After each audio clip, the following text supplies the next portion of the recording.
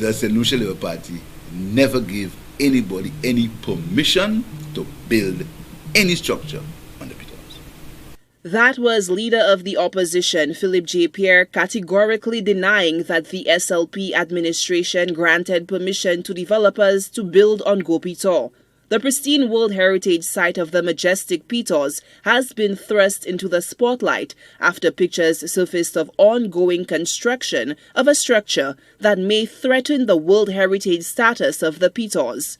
Since the release of the images, the Minister for Physical Planning, Harold Stanislas, issued a statement detailing the acquisition and approvals afforded to the developer. Stanislas points the finger at the former administration for first approving the development back in 2015. By letter dated December 28, 2015, then Prime Minister and Minister for Finance, Dr. Kenny Anthony, granted the proposed buyer the status of an approved developer.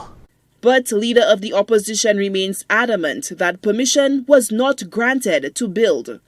The St. Lucia Labour Party or Prime Minister Kenny Anthony never gave anybody any approval to build any structure on the site that you're speaking of. Never.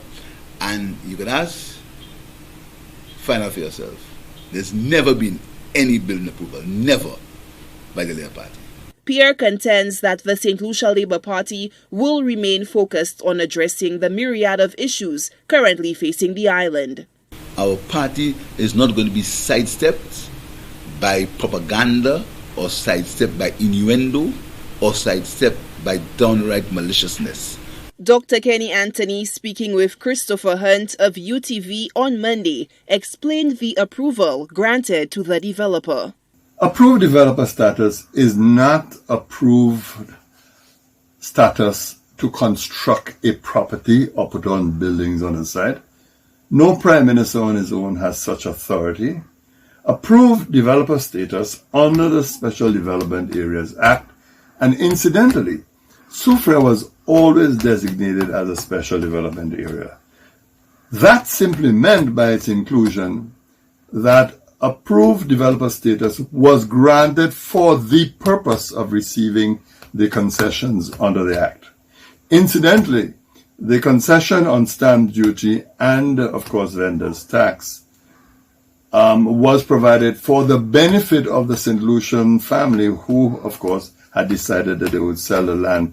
Stanislas, in a 7-minute address on the structure at the foot of Gros Piton, disclosed that resubmitted plans did gain approval by the DCA under the current UWP government. The heavy scrutiny of development on one of the island's most revered sites, the Pitons, comes amid ongoing debates about leasing the Queen's Chain and access to pristine beaches, especially in the wake of the Cabot St. Lucia controversy at Casabah. Solange Alfred, HTS News Force.